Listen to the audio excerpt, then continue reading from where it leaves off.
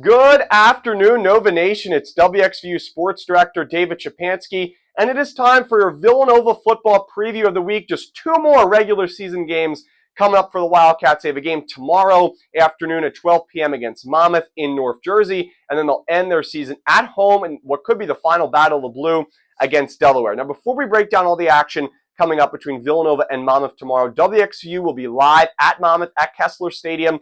11:30 a.m. is our pregame show. 12 p.m. will be kickoff from Monmouth. Looking forward to it.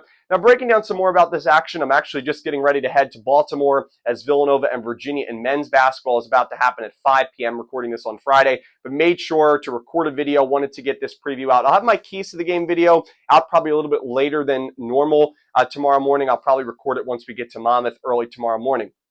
As for the Wildcats, they enter this game 8-2 overall. They are 5-1 in conference play. Villanova with a blowout win against NCA&T last weekend.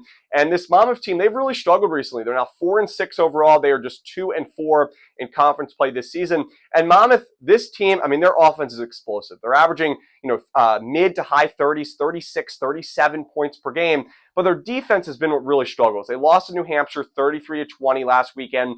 Their defense will give up around 32, 33 points per game. So it really doesn't matter a whole lot how good your offense is if your defense is not able to get off the field and get some stops. And that has been the case for Monmouth pretty much this entire season. When you look at their offensive stats, Derek Robertson, their quarterback, has over 3,000 passing yards this season, 25 passing touchdowns, just 6 interceptions. And really, when your quarterback is throwing for over 3,000 yards, has 25 passing touchdowns, doesn't matter how many interceptions you have. Well, it does, but 6 is not a lot, especially compared to 25 passing touchdowns. He's been excellent. The rushing attack has over 24, 25 rushing touchdowns this season. So their offense is very explosive. But their defense, again, they're giving up 32, 33 points per game. They'll give up about 170 yards per game on average with the running attack. And then in the passing attack, they're giving about 240, 250 passing yards. And, we saw a very similar thing last week for the Aggies defense when they came into Villanova Stadium. And Connor Watkins had a great day, right? He had a passing touchdown, 2 rushing touchdowns in that game. And Villanova's offense just really thrived. Now, it did take them a little bit to get settled. We saw their offense much better in the second half than the first half. But Villanova's offense really thrived against Monmouth's poor NCA&T's poor defense, especially in the passing attack. And Monmouth's defense is very similar, towards the bottom of the CAA, especially in their passing defense. And Villanova, I was talking about this with Dominic Ricchetti on our episode of Villanova Sports Talk on Wednesday.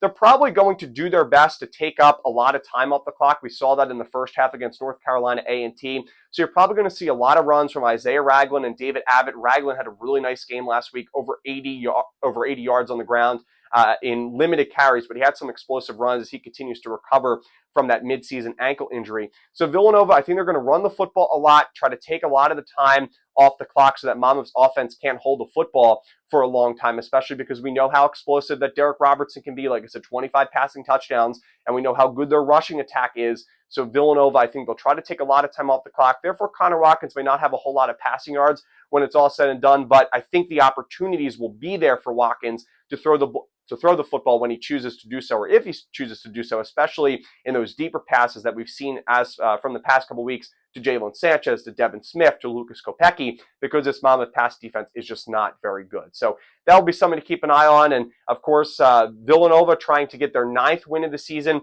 Right now, they are at the top of the CAA, top 3, top 4 teams, all battling Richmond.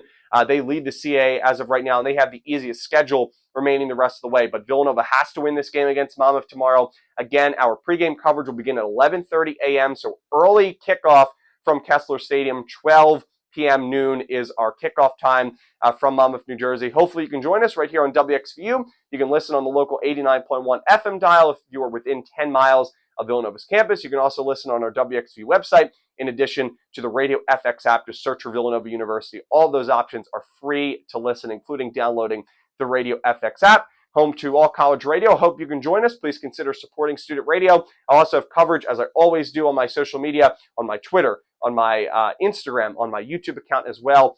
So stay tuned for much more action. And as always, everybody, have a great rest of your weekend, and go Cats!